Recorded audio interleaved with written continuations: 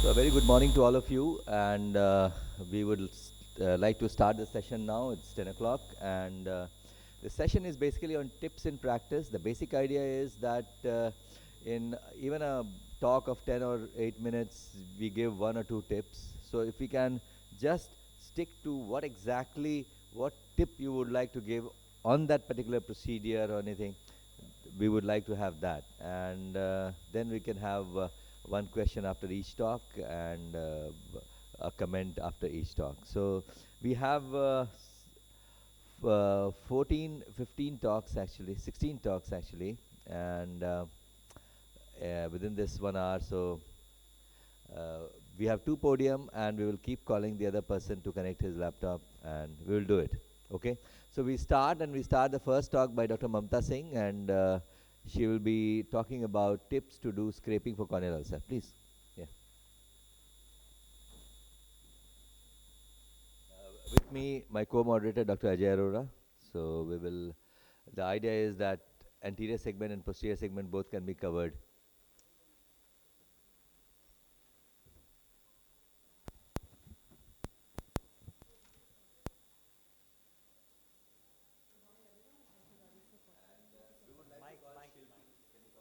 Yeah, I think this is better now. The next speaker will can come and connect on the other side, so that we can save time. Please. Madam का talk Yes, sir. We are just waiting for this presentation, sir. Can you? Yeah. So we'll start with the corneal scraping. As we all know, this is one of the important means to do the diagnostic as well as the therapeutic measure also. Because in this case, if we scrape the superficial part, probably the penetration of drug would be easier. So when do I definitely scrape my ulcer? I always scrape when it is moderate to severe ulcer, not responding to the empirical treatment, showing atypical presentation post corneal surgery, corneal ulcer, when there is a history of trauma and there is a suspicion of ocular surface foreign body, and when I have one-eyed patient. I prefer to use proparacarin eye drop because it is least bactericidal. I do not personally prefer wire speculum. My preference is 15 number surgical blade without handle. What I use, I open the blade and use the same, the pack in the folded manner to use it like a handle itself. That gives me good control. Then glass slides, cover slip, and culture plate.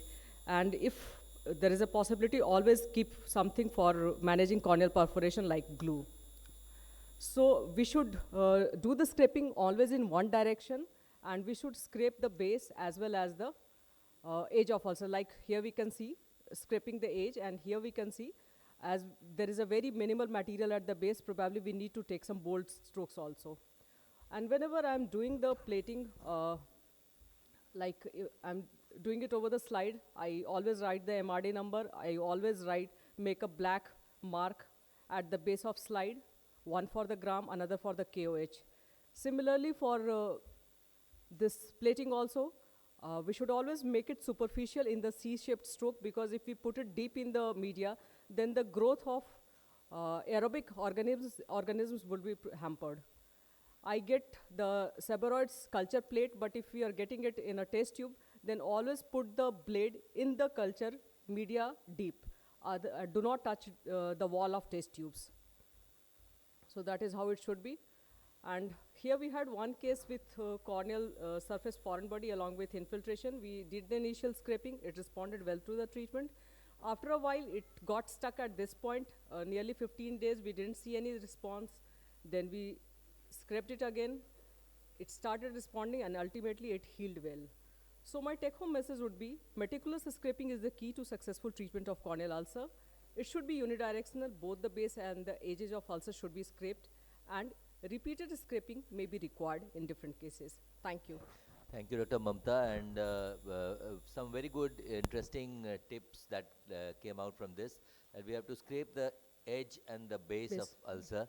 Most importantly, we should remove the Debris sloughed first. material first, because many times there is a false negative, because sometimes we give it to our residents and they don't remove the slough tissue. So that is very important.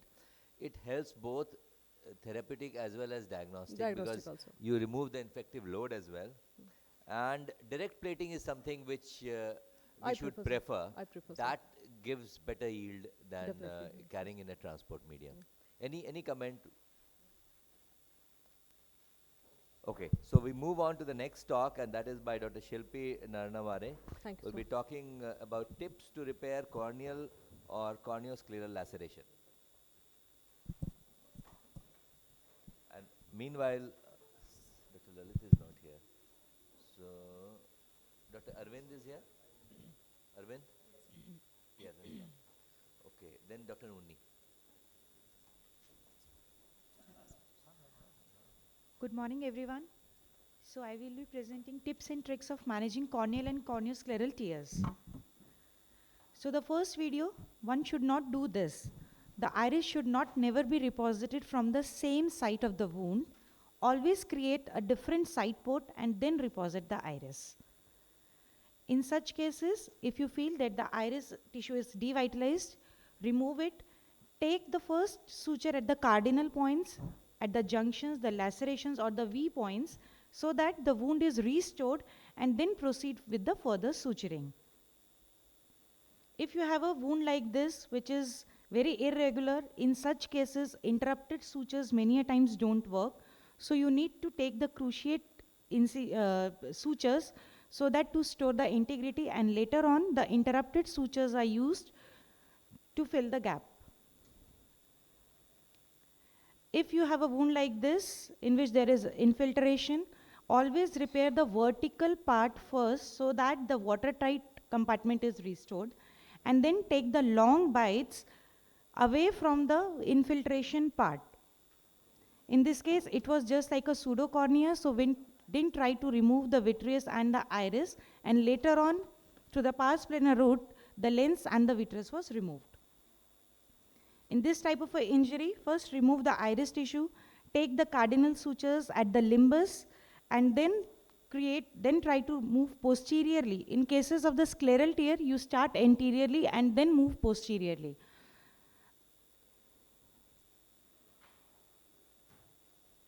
And then to fill the defect, the cruciate sutures were taken and the wound was closed, and later on,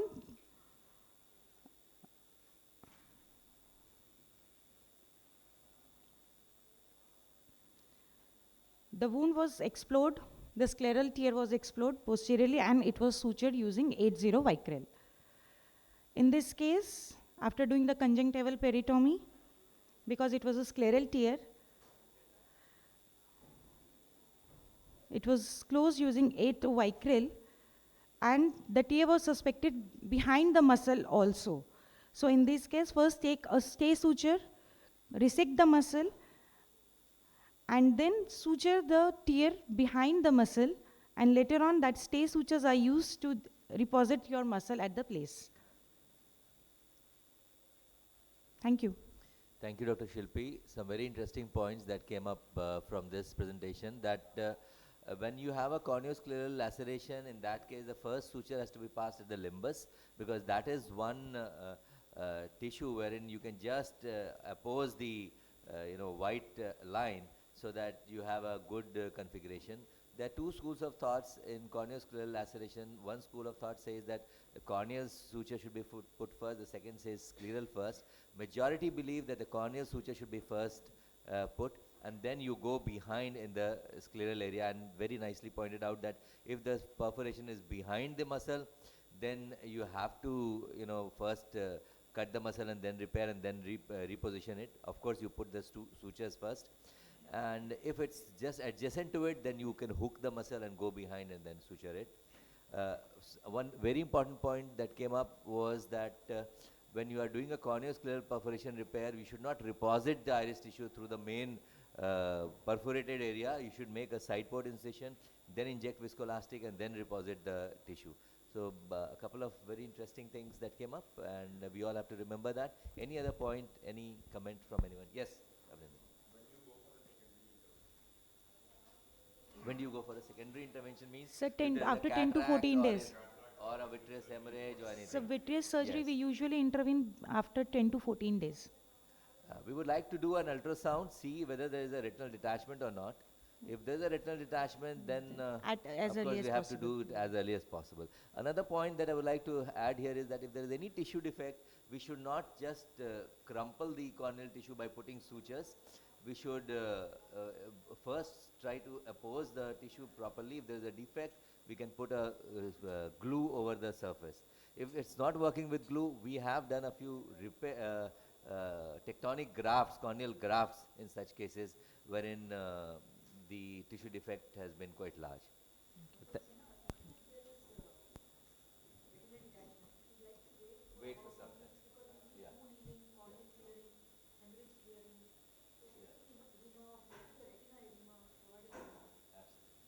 But in case we have a corneal foreign body and it requires an intervention, then and it's a corneal wound which is eccentric. It's not in the center. The visibility permits.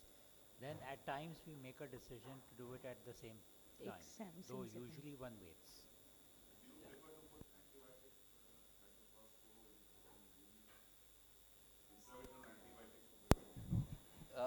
I think for prophylaxis, I don't know whether intravitreal antibiotic should be given. Intracameral has been given. I would like to have the opinion of, the retina people, that whether you would like to give intravitreal. Yeah. Hmm.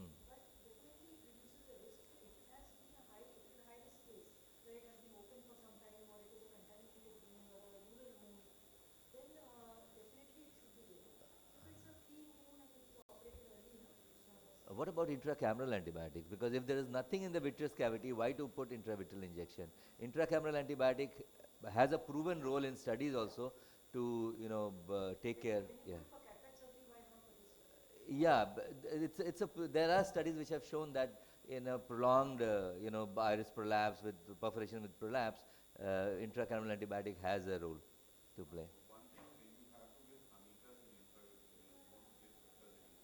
Mhm. Okay, that's that. Along with, along with Vancomycin. vancomycin. Okay, that's a wonderful point. The only thing which is happening these days with ceftazidime is in India there's almost about 80% resistance to ceftazidime, and that's what the LVP study is showing now, and they are moving into imipenem. Okay. Okay, so we move on and we have the next speaker, Dr. Uni Krishnan, who will be talking about tips to identify second membrane. And meanwhile, we don't have Dr. Sanjay Chaudhary here. Okay. Then I'll request Dr. Malika to please. So thank you for the invitation. So we're going to retina and retinal surgery, core retinal surgery and diabetic vitrectomy. And we're just thinking of the tips to identify. So there's 7 small points I'd like to put. One is that you have to know the pathology of the membrane. There is always a second membrane. That's a key point you have to notice. And you always have to look for it. Know when you start peeling a second membrane, you go from far and come towards the pathology. And then you have an option to do delamination or en bloc dissection. Always remember that if you don't remember the second, identify the second membrane, you can get redirected tears, and removing the second membrane allows you to remove the polyp in a virtually bloodless extraction method. So this is the pathology. You have the diabetic membrane on top, but you have a small reflected membrane. That is the vitreous remnants running on the surface of the retina. And that is what is responsible for, one, causing a redirected tear or keeping a blood vessel open after you do it. So this is a few points. Here I'd like to show you this video in which you can see a couple of things happening at this particular point. When it is pulled over here, you can see a distant pull, and this is a PIC fossa, and you can see an elevation of the second membrane going all around the diabetic TRD. And here again you can see the same thing happening. When you pull, you can see tractional effects also. So this is how the second, you see it going all around the diabetic TRD over there. And these are just a few tips. One, look at the vessel. If you see a translucent membrane over the vessel, that's an example of the second membrane. See, you can see when you pull it, you can see a strand going towards the periphery. That's another tip to find it. And you can also see a fold happening. That is a tractional effects when you pull the second membrane off the TRD. This is another video which is going to just show you 2 different sides of the same polyp. Here you can see a very sharp margin. and the tractional effects are minimal. But when you come to this side, you can see a blunted edge where you don't see the margin very correctly, and you know that at this particular point, the second membrane is still there, and that is what the PIC is doing now. It is trying to delineate and separate the membrane from the surface of the prolif. So it's a vitreous sheet starting from the prolif and going on to the retina, keeping it stuck down. So again, this is the main problem. If you don't remove it, you get, when you pull on one side, you get a redirected tear on the opposite side or another side.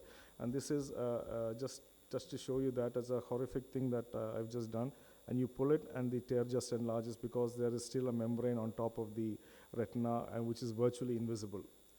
I'd like to show you what happens when you completely remove the second membrane. You can see in this particular patient, when the membrane is completely dissected off and you pull in the direction of the membrane, once you pull that prolif off, it just comes off easily. That is, if you have addressed the vitreoskytic area properly.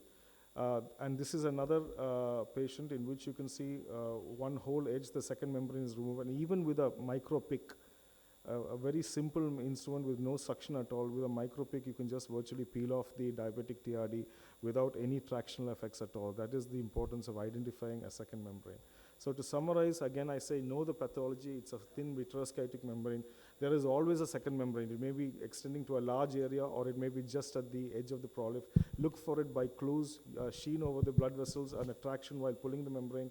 Go far to peel it and peel it to the base of the diabetic TRD. Once you do that, you will get a plane to do an en bloc dissection or a delamination. Always think of the redirected tears in a direction opposite to where you're pulling. And when you get the second membrane off properly, you can aim for a bloodless extraction of the fibrovascular prolif. Thank you. Excellent, Uni. I think, you got hold of I've been, all of us have been facing how to identify the second membrane. So any question? He's beautifully shown the videos, how to identify.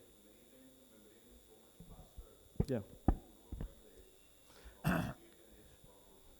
So, so the point is that once you get an edge, that you can create an artificial edge at the membrane. But the point is that when you create an edge at the membrane with your cutter or with insinuation or with indentation, don't imagine that is a point of peeling. From that point, you have to go to the periphery till you see the invisible effects of the membrane. That is the basic concept of the second membrane. That is, you may get a plane close to the visible white TRD, but that's not the plane where you pull. You have to go outside and bring it inside.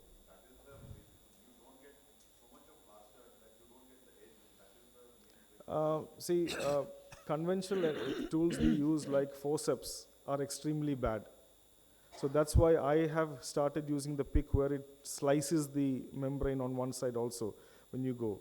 Or nowadays I'm a big fan of just using the suction of the cutter.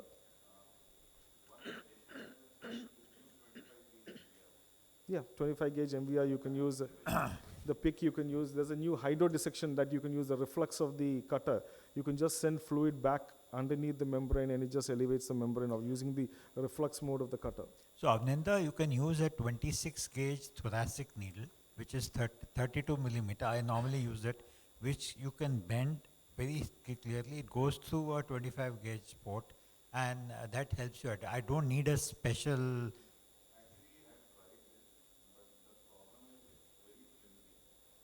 So it bends a lot. It bends a lot.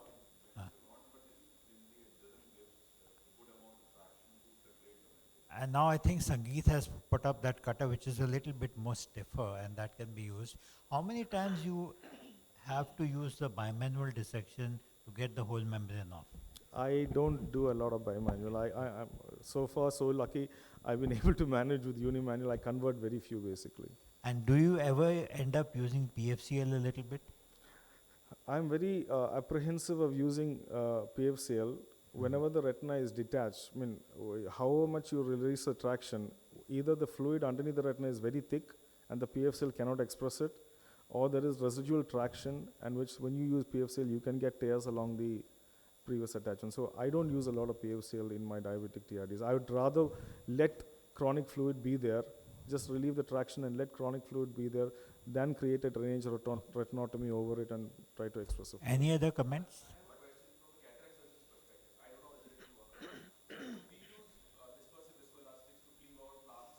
It is done. Visco dissection is something.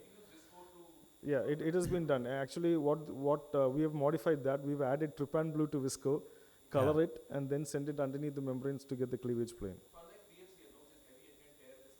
It will not tear. It just creates a separation. No, the But, PFCL will not tear. Your tearing will come with the counter traction which you exert. PFCL on its own will not tear. Uh, when so typically speaking, historically, Helon was used for the en bloc dissection. It started off with that, and now, of course, people are using. It's a good point, though. The cataract Yeah. surgeon's point is very well taken. Thanks, Amrish.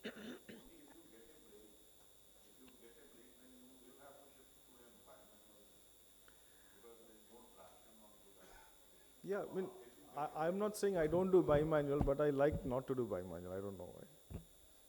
Then it becomes a relaxing that not.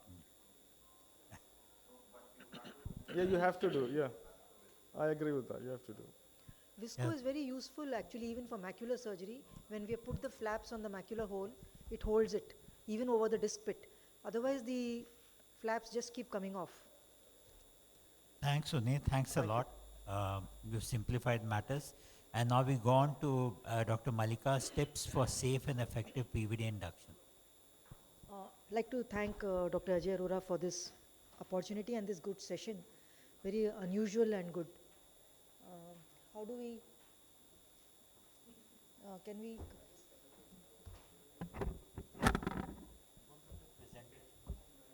it's already there in that only. Change it to the mirror.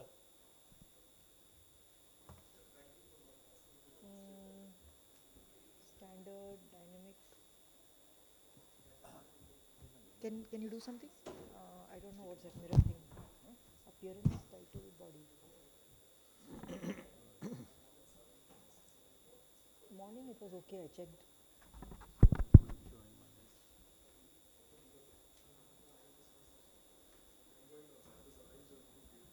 I guess we can carry on with that way also, but it won't look good.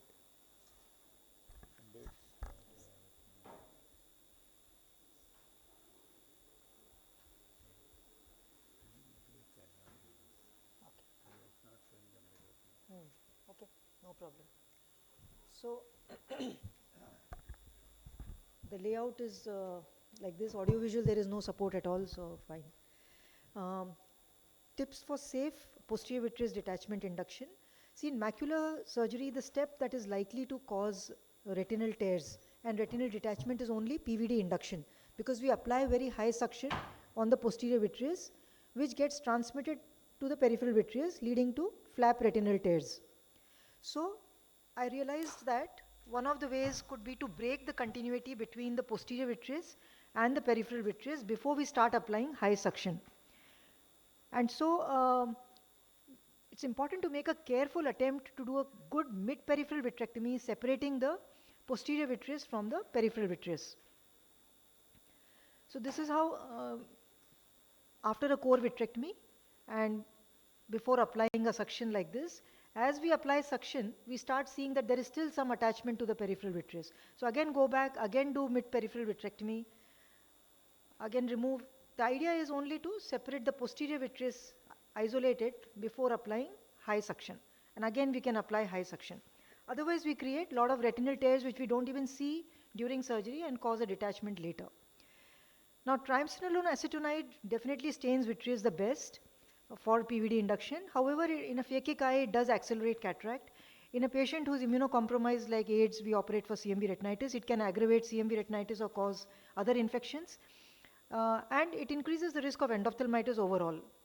So what is the solution? We can use dyes, which we use for ILM, to stain the vitreous as well, and they work in most of the cases. If required, we can add diluted little bit of triamcinolone on top of the dye.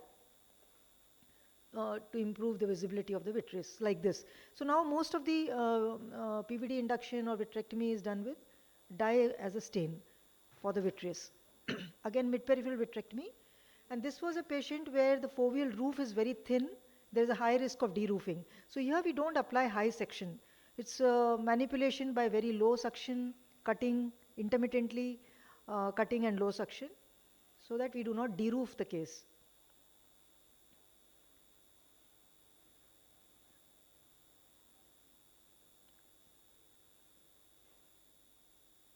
And you can see that the dye stains the vitreous reasonably well, though not in all cases. And this was a phakic patient, so that's why I preferred dye only. Very little orocot. And now this roof has been intact because of the care we have taken. So similarly, another patient where we are using cutting over the macula, because this is again a patient with impending macular hole, so risk of de-roofing. Just cutting over the posterior vitreous, not aspirating. And then as the previous talk, sometimes whatever suction you apply, you cannot lift up the vitreous, then just use a pick and a forceps to induce PVD.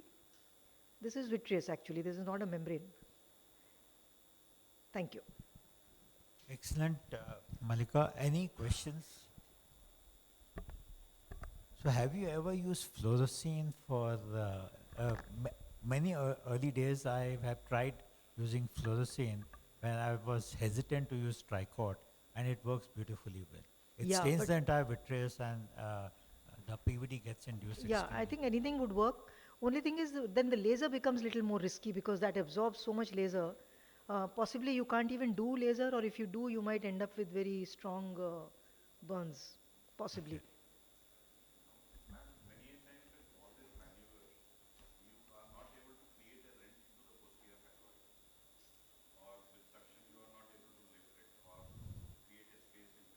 That's why last video was where you take a needle, bent tip needle or a pick, create an entry somewhere near the disc, and then pick up an ILM forceps and peel it off. And I showed how it comes off also.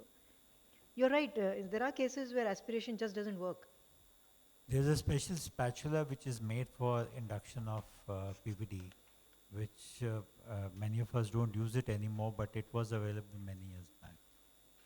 Thanks, Malika. So we welcome Dr. Lalitama, President. He'll be talking on tips to manage when my vitrectomy infusion cannula is not in position. Thanks, Ajay, for this wonderful concept of tips where in 2-3 minutes, you share your... Manoj, can you? So, you see, we are all taught that cannula has to be first in and last out. But there are situations like bullous detachment, like where choroidal thickness is expected to be more, like CD-associated uveitis, hypotony, end of small pupils. So there are situations where this position can bother you. So I'll show a small clip here. This patient, we have inserted this trocar cannula, and you see, once we are depressing, we could not see the tip, and that is what is important to see before you turn on the infusion. So we did made the second port, and once the second port was made, so what was done was a small tip here was to cut this tissue in front of the previous infusion cannula, so that only once the tip is visible you can do that. So one tip is that you take preferably from the opposite quadrant, cut that tissue. So this was an eye. Second patient was an eye with actually endophthalmitis, where hypotony and choroidal thickness are there generally. So what I'm doing here is a needle infusion to build up. You can use an AC maintainer also. So I first put in a needle and connect it to the infusion fluid, and then insert this trocar cannula straight in, not two plane incision. This was the story of another patient, 49-year-old male, who had small pupil, uveitis, posterior synechia, irregular pupil, plus a detachment. Detachment was predominantly nasal, and this is the color picture before. And you see, we started doing surgery. The only thing which was done wrongly was it was a two-step incision. So although the infusion cannula was still visible, as you just saw, that I indent that place. So, but I continued, and suddenly the illumination has decreased here. So this is another red flag sign if you are operating and the illumination suddenly decreases. So this was the, to start with, and you see illumination has gone down, but still I could see I didn't want frequent exchange of instruments. So you can see this evidence of uveitis here, and there's a large break in the inferior part, and whatever vitrectomy I could manage, I still carried on with whatever visibility was there. And then I took out and put some infusion, this PFCL, to stabilize the posterior pole. And after that, came the chandelier. Suddenly the infusion got better. So at that time, the upper nasal port was the culprit where, the light was there. I was holding the light. You see multiple breaks. This was a third surgery this patient was undergoing. So we peeled all the membranes, paid attention to the PVR component of the surgery, and with better illumination, now that the illuminating port was clearly in the vitreous cavity. And retina started becoming balloonous at this stage. And once I was contemplating that I will start doing air fluid exchange, after, being sure that whatever membrane surgery I had to do, I had done. So air fluid was started, and suddenly this air became subretinal now. You see the upper temporal part here. The air became subretinal. Now the fifth port came because I removed this, the tubing which was bringing in air. So this was the fifth port I made here. And this time I was very careful that I have to go straight in rather than a two-step incision. And again check whether you are inside or not.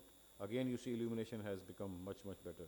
So at 2 points I was bothered by the subretinal location of the once illuminator, and second was the infusion. Now the air comes in nicely, retina got settled, and everything was good. There's nothing great in the surgery except that the cannula was, was bothering me at least twice. So this was the post-operative picture. So take-home message is that there are some red flag signs, especially in situations which I told, when there is a hypotony where the thickness of choroid is more or retina is balloonous. Suddenly it may happen peroperatively also, and the tips of the port illumination suddenly goes down, and air sometimes may go subretinally. So in such situations, maintain calm, and frequent exchange of instruments should be avoided because this can create a dialysis there or a big tear. Sudden movements can create complications. So can change the position of the ports in relation to the bullous retina. And secondly is that port entry should be one step straight in, and preferably a 6mm cannula may be of use rather than a two-step entry, especially in these four situations which I have listed. Here you have to be very, very cautious that port this may become subretinal. Thank you very much, Ajay, for Thank you, this. sir. I think you have beautifully captured the red flag signs and the solutions to the red flag signs by identifying, using a needle, using a cutter to remove the tissue, having a 6mm infusion cannula, having an alternate cannula, and maybe, have you ever used a sutured cannula these days with Suture, it's a good idea. I haven't used it for a long time, but long time back we used to use a sutured cannula, and that was the role. When we had 20-gauge system, we always used to use a sutured cannula, and that you are right that suddenly once you are in the dark, suddenly the movement may occur and it may become subretinal.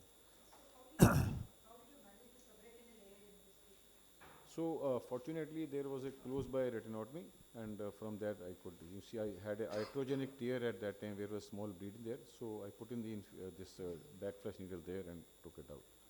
And it was very early identification. And in case it was too much of an air, then I would have to manage differently.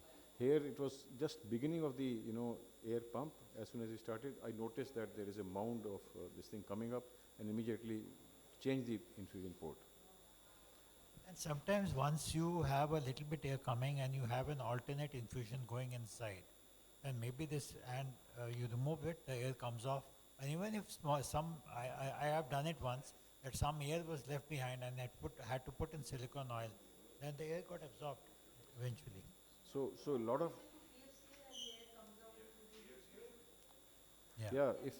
yes. If you have an anterior break, because PFCL will work from the posterior pole upwards, so if you have a break anterior, it will come out. So a lot of these situations, it's preferable to have either a needle infusion or an AC maintainer. AC maintainer, you see, especially the eye pseudophakic. Even phakic also, it manages the fluid through the zonular apparatus. It can go there. Thanks, Doctor. Any more questions from Dr. Lalit? Thanks, Dr. Lalit. Invite Dr. Manoj Khatri to, Manoj will be speaking on tips to peel diabetic vitreoretinal membranes. Good morning, everyone, and thanks to the organizers for the kind invitation. There is a slight overlap in my and dear friend Unni's talk. So just this is the area where we all struggle, is identifying the planes, especially when you are doing a diabetic vits. So a couple of challenging situations which we normally, when you have trainees along with you, they keep asking questions where you start the peeling, how you're going to start the peeling, and how to identify the membranes properly and give good visual and anatomical result to our patients. So these are couple of tricks. The first tip, tell them is have a good control over your cutting and suction. So the foot switch control is of paramount importance. So the way we are peeling, how much we are peeling, that is what is important, whether it is identification of second membrane or the first vitreous membrane itself. So don't try to over exert the pull. Once you know we are over exerting, then you can go and shift instruments from, maybe if you're not comfortable with the cutter, you can have a peeler along with you, or if you're not comfortable with peeler, then try to do forceps peeling as well in couple of situations. I'm just going to rush through my talk because we already discussed all these points. So this is a thing here where we are using only cutter as a main tool here. The illumination port has to be very steady so that it gives you a good illumination throughout your surgical process. And just by the control of cutter, suction, and the interplay between these two instruments, with one instrument itself you can finish off this membrane peeling, and this is a real-time unedited video. In 2-3 minutes time you can get away with a carpet rolling technique with with this kind of dense membranes, and don't have to use any other instruments. Just a last tip for my talk is couple of challenging situations where you have so much of contraction happening, and this patient had a massive subretinal bleed as well. So whenever you are using forceps, as Unni rightly pointed out, don't use go at the edge of the detached retina and try to pull it. So whenever there is a use of forceps, try to take out the membranes from the optic nerve head. Basically here we just need a plane for the dissection. So here I am using a forceps right at the edge of the optic nerve head, and then later on, once you have a plane, then you can go with your cutter or a peeler or whichever instrument you want to use, and get rid of the membrane. So these kind of retinas also can be settled down in once you are little meticulous in your dissection, the correct planes, and give good anatomical and functional outcome to your patients. Thank you so very much for a patient hearing, and these are a couple of change cases what we have done in recent past. Thanks, Manoj. Wonderful. Any questions, Malika, Dr. Abninder, Dr. Unni?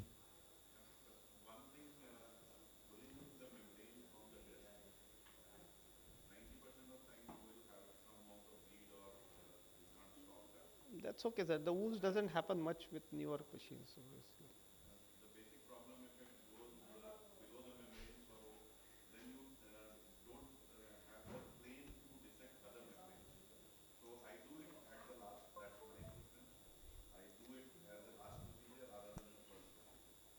The doing it this way around is like you get a traction from the disc, so that is the only thing. Once you lose the traction, then taking out the membranes becomes little tricky. You can do either ways. Both ways we can do it, no problem.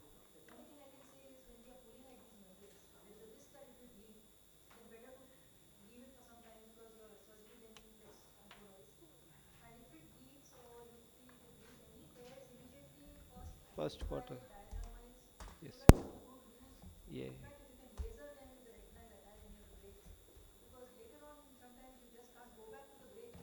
You cannot partner. Totally agree, ma'am. And removing those clots is much more difficult than removing the primary membrane. Removing the primary membrane, yes. You can't remove it. Can't remove.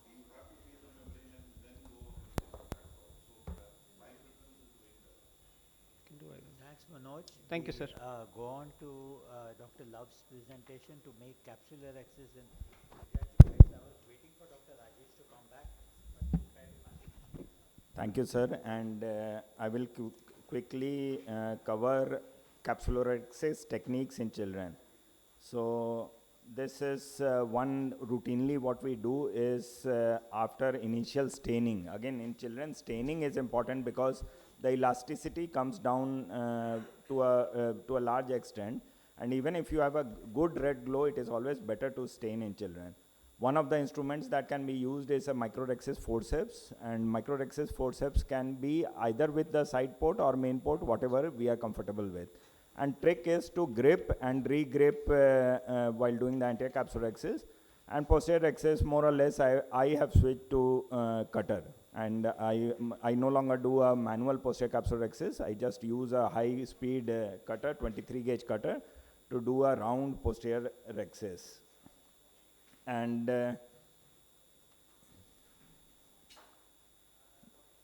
After that, if it is a smaller than the anterior capsular axis, you get a well-centered in the bag IOL, and which is 100% in case of vitrector axis. If you are doing it manually, sometimes it may you may lose the axis and then may have to place the bag in the sulcus, lens in the sulcus. So this is one case, and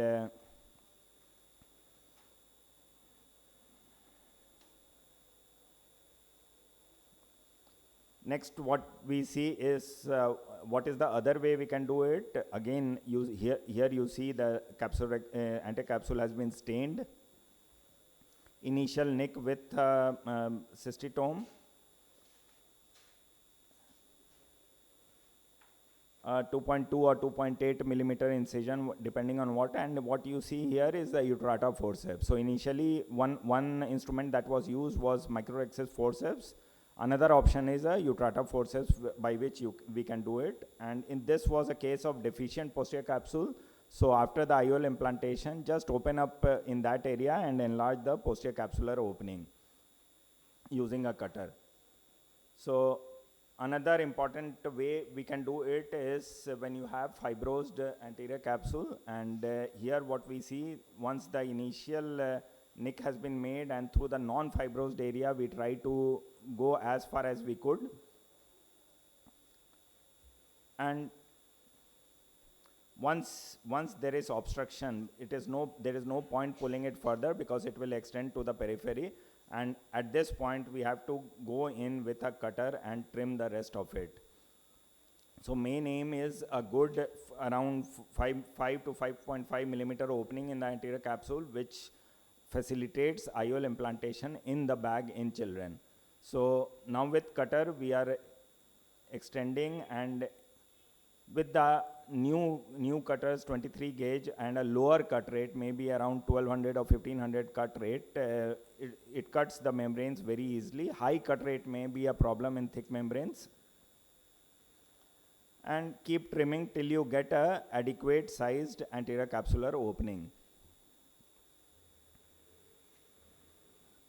And what you see here is a very good round edge, and once the lens has been implanted, posterior capsular axis using a cutter itself. So again, we were able to place the lens in the bag due to this technique, and this is the pre-op and post-op picture of the same. Thank you so much. Thanks, Dr. Love. I think you showed us the use of micro forceps, utrata forceps, And cutter. using with the cutter. Any comments, Dr. Sanjay? Because I think this was a wonderful technique. Most of us would really struggle to remove this like 5% of the anterior capsule. Yeah. But yes, once you use a cutter on this, that cutter is gone.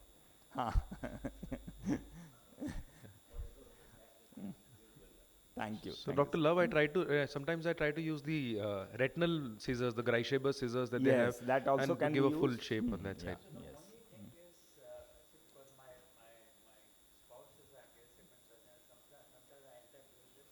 So when you use the shaper scissors, sometimes it may slip.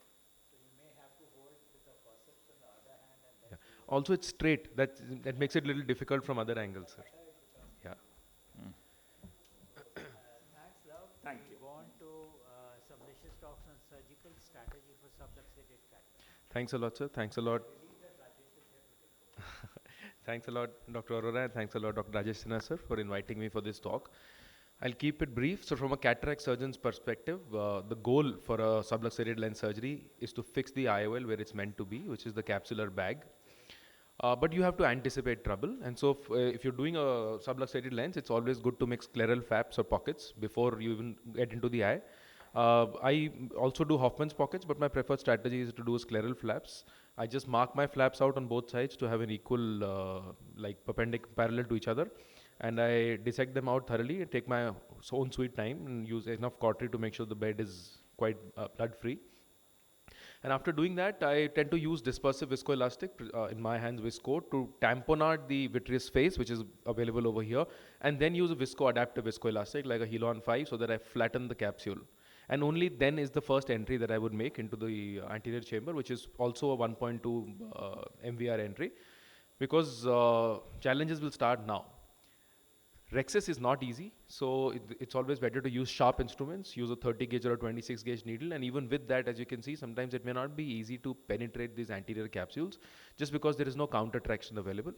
If if it's a very dangling lens, then it may not be a great idea, but if the lens, like in this case, has about 8 clock hours of good zonular support, we were able to cause a puncture. And following which, the use of microcapsular Rexus forceps. This is an Aikida forceps by ASICO. But the idea is to have the visibility of the tip, so you can hold and you can fashion your capsular Rexus to be of the right size. Sizing is of paramount importance because if your Rexus is decentered or on one side, if you're trying to use any assistance to hook this and stabilize this capsular bag, it may slip out. So take your own sweet time to fashion a decent sized capsular Rexus. And using all three, I have 3 side ports, so I use between my hands to make sure that the Rexus is centered and adequately sized.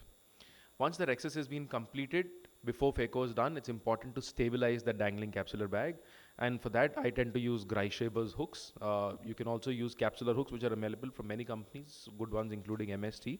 And obviously, there is no number to how many hooks can be used. So this is how we would hook a capsule, and then we would pull it in the direction of the zonal lysis so that we centralize the bag. And then you can do a capsular Rexus. You can just start a Rexus, hook, and you continue a capsular Rexus. These hooks are so atraumatic that they don't generally extend the Rexus margins at all. Once your bag is stabilized, you have to do a good hydro and visco dissection. So rather than passing that one big wave, it's always a good idea to do multi-quadrant hydro dissection. So in this, which is almost half of traumatic subluxation, I'm just going to run through this to show you I'm using as many hooks as possible to stabilize the bag. And I do a multi-quadrant hydro dissection. I don't attempt to have the wave of fluid pass, but just enough to cause a cleavage plane so that the entire capsular bag doesn't deflate and inflate and the capsular integrity is maintained. And sometimes even visco dissection, like using dispersive viscoelastic, will help in cleaving the bag. When removing cortex, my preferred technique is bimanual because I don't have a big main port even now. It's all being done through side ports and because there is no sclerosis in this patient. But I tend to keep my irrigation inside the capsular bag to keep my bag inflated at all times because the moment cortex comes out, the bag will deflate and crumple up. So irrigation will keep the bag bloated up like a balloon and help in aspirating out the cortex. It's good to keep your parameters low. So my aspiration flow rate is at 5 for immense control. And when you're doing an exchange of hands, it's always good to inject some sort of viscoelastic before instrument exchange is done so that the bag, because up until now there's no vitreous disturbance and the anterior vitreous face is intact. And we don't want to disturb it if we can avoid any disturbance. So this is just to show you that once the exchange has been done and the capsular bag is empty, this is what it would typically look like. Before I plant an IOL, I want bag stabilization is my first preference. So either you can use Emmett segments or a Cioni ring. We've shifted now completely to Gore-Tex stabilization, and Gore-Tex is an off-label use because it's a suture that's used to stitch pericardium and periosteum, but it's easily visible and it's thick, so it doesn't lose its memory, unlike the prolines that we were using earlier. You can externalize it by one of many ways. I don't use this technique anymore. I use forceps to externalize it. And once that is done and bag is stabilized, IOL implantation. So you can choose the IOL of your choice in these patients because your bag is stabilized. And I typically don't do a wound assisted delivery, and I would enlarge my incision before I do an IOL implantation because there's no point of doing a wound assisted delivery. So this is just an implantation of in the bag IQ lens going on. So just to conclude, please try to maintain compartmentalization. God made an anterior chamber and a posterior compartment, and we should keep it the way it is if we can, and sometimes we can't, because capsule acts as a barrier and prevents inflammatory markers and mediators from moving from posterior to anterior, and that may be a good thing to do. Thank you. Thank you, Dr. Samresh, and some wonderful tips. And one thing I really liked, because you put multiple hooks to stabilize the capsule, it's very essential to put multiple hooks. Otherwise, when you are pressurizing the chamber while doing all these, irrigation, aspiration, etc., then the force is not distributed. If you put multiple hooks, the force gets distributed, so the risk of tear of anterior capsule is lessened. So thank you very much. We move on to the next talk, and that is by Dr. S.P. Tiwari, Dr. Satyaprakash Tiwari, and he will be telling us some tips to manage macular HST with RD. Good morning, all of you. Thank you, sir, for inviting me here for my talk. Slides, please.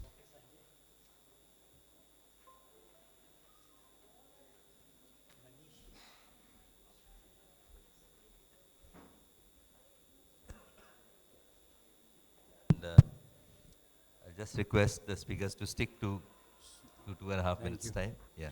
So, as we all know that in the era of micro-incision vitrectomy system, the management of retinal detachment has become more and more simplified.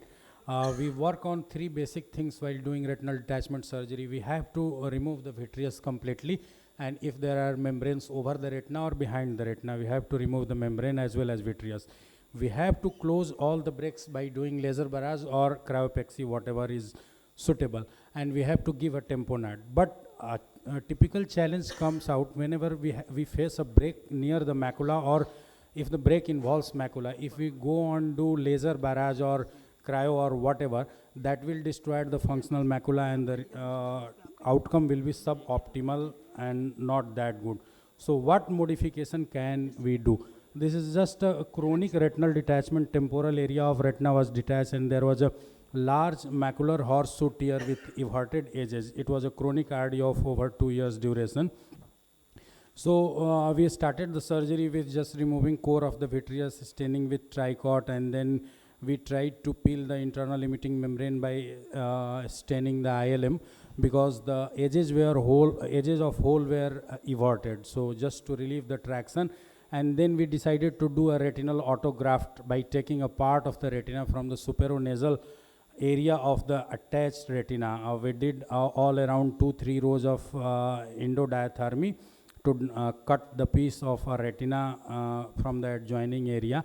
And after doing that, we just put a PFCL, and we tried to negotiate that free flap of the retina in the macular area. The technique was little bit challenging, as I was trying to do a uni-manual. If we switch on to bimanual surgery, I think this grafts negotiation would become much easier by using chandelier light or something.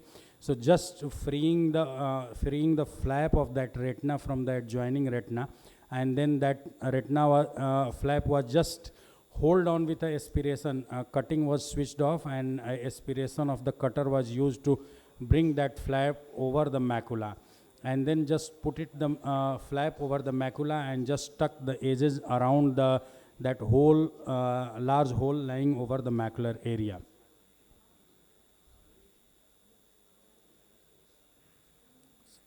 At present, the eye is under fluid air exchange, and we can see that the free flap is reasonably well sitting over the macula, and hole is absolutely closed. We didn't do any laser around that hole, and just the graft area was closed with laser, and 360 laser barrage was done, and silicone oil was injected after completely drying that macular HST.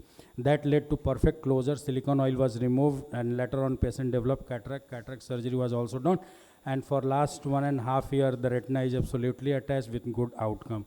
So thank you so much. I just wanted to show this technique to manage posterior breaks of retina. Thank you. Thank you, Dr. SP. It's a wonderful presentation, because our main concern was how to handle a posterior break with a retinal detachment when the PFCA can actually go behind, and he showed beautifully how to do that. Thanks a lot. We, because of want of time, will go to the next presentation. Dr. Subhash will be talking on tips to explant an IOL, and then we'll have Dr. Sanjay there on the next. Thank you, sir. And Manish after this. Abhi nahi hai. So, can I start? Yes, sir. Yeah. So, whenever you plan to explant the lens due to some, nahi aaya much.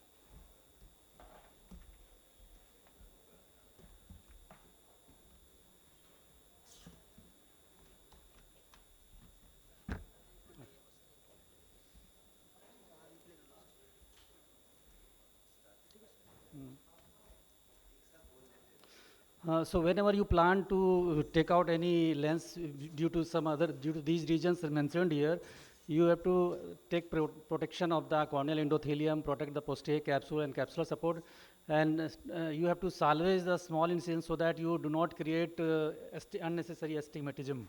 So it was a case of refractive surprise. Here I am using the good quality viscodispersive, not trying to free the lens from all around. you have to use viscoelastic when the case is for last few weeks. You can easily do it, but in some cases there can be some difficulties. So it's always better to intervene early. And here I am just taking out the haptics out of the bag, first into over the iris. Now, just to protect the posterior capsule, I am implanting the lens below that into the bag, so that while I am cutting the lens, I am not hurting the posterior capsule. And at this point of time, I will use Viscot, just no financial interest, to coat the endothelium, and holding the haptic, I am using the Osser cutter, but you can very well use the Banach scissor here.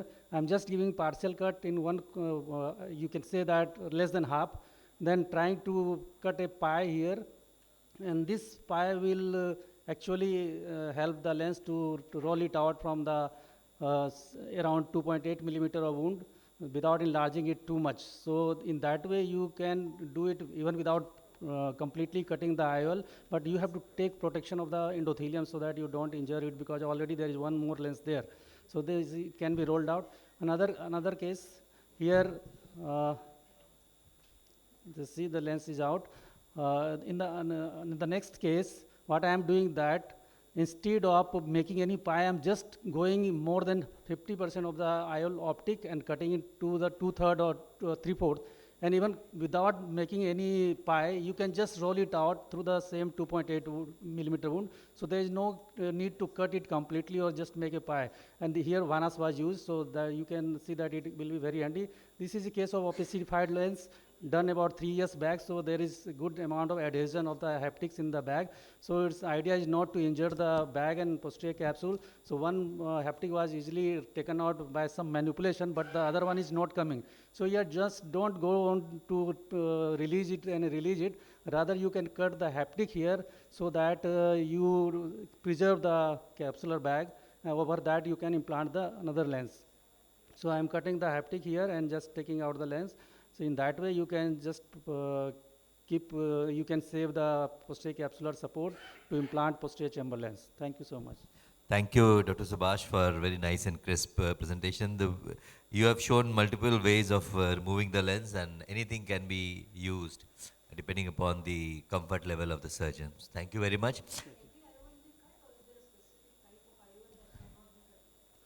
See, The PMMA, PMMA, yeah, it will be difficult to cut. Silicon is difficult to cut. Silicon lenses earlier it was difficult to cut, No, but it was also amenable to cutting. Yeah, any. Yeah. Okay, thank you. We have Dr. Sanjay Chaudhary, who is pioneer in the field of phakic implants and refractive surgery.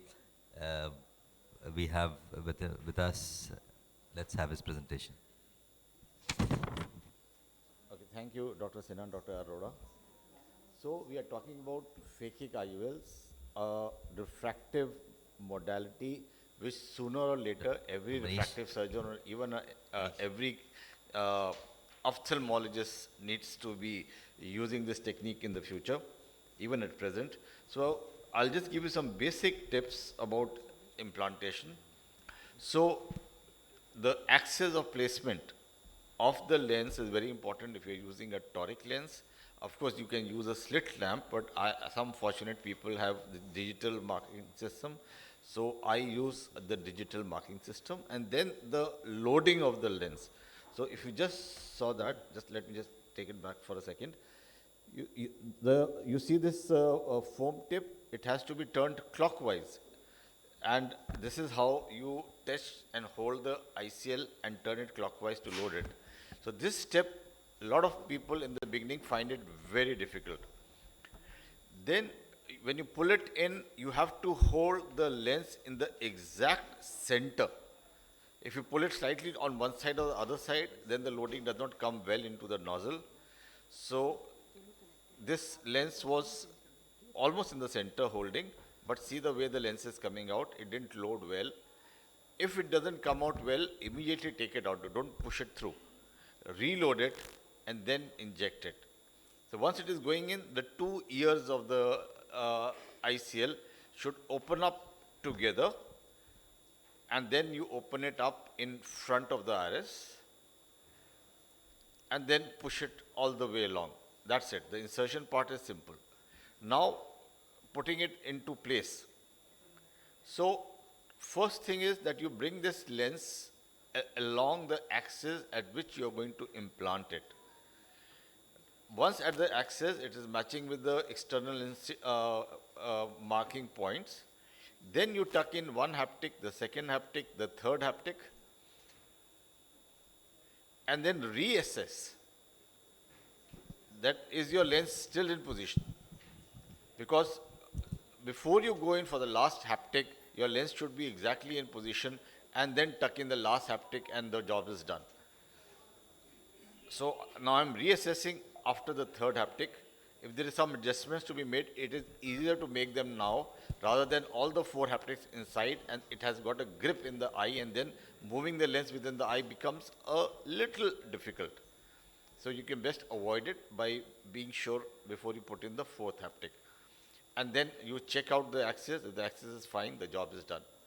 Thank you so much, sir. Thank you, Dr. Chaudhary. Very nicely shown small little things, but that can if that you don't do properly, it can complicate the things very badly. Thank you very much. We move on to the last speaker. We have Dr. Manish Singh, who will be talking about the tips to use mitomycin C in TRAB. Thank you, Dr. Rajesh and Dr. After Rajesh. this, we'll have a quick photo. So please stay back for just one more minute. Thank you for the opportunity. Since we are already running late, I'll just give 4 very basic tips for use of mitomycin. First, very important thing, when you're seeing the patient deciding for surgery, on your OPD sheet and case sheet, you should mention what is the dose of mito you should be used, and not decide on table based on the etiology of screen off. Oh, sorry.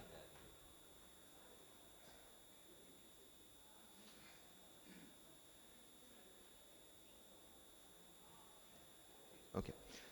So based on the thickness of tenon, based on the target intraocular pressure, the age of the patient, the etiology of glaucoma, you should decide whether you can use a 0.2 or a 0.4 and what should be the duration of mitomycin.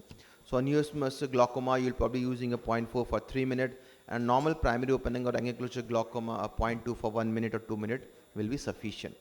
While using mitomycin, the concept which has been popularized by Dr. Pankhaw, that we should spread the use of mitomycin posteriorly over a large area to get a large avascular bleb, and not a localized application of mitomycin which gives you more avascular blebs, and avoid the edges of the conjunctiva to reduce the chances of leakage. This was a patient who was referred to us for bleb needling, but on table we realized there was some unusual swelling here, and when we explored it, we found there was a retained sponge. So now we have made a rule in our OPD OT. Always we cut 6 sponges, and every time at the end of the surgery we make sure that 6 sponges have been removed, because sometimes a small sponge or a half cut sponge may stay inside and can lead to infection and granuloma formation. Again, there's been a trend to use a lot of mitomycin injection. The advantage here is that the dose is more predictable. You can use a 10 to 20 micron. The same 0.4 milligram per ml can be mixed with 0.1 ml of lignocaine to give you a 20 microgram, or a 0.1 ml of 4 milligram per ml can be mixed with 0.3 lignocaine to give you a 0.10 microgram. This can be used, but overall studies have shown that the results are similar. So whether you're using an injection or sponge, till now most data have showing a comparative data. Thank you. Thank you, Dr. Manish, for very crisp and some very important points that we should remember while using mitomycin C in TRAB. I don't think Dr. Arvind Roy is here. No, he's not here. So that finishes the session, and I will request all the speakers to come up, please, to have a group photograph. And I would like to thank all the speakers and participants of this session.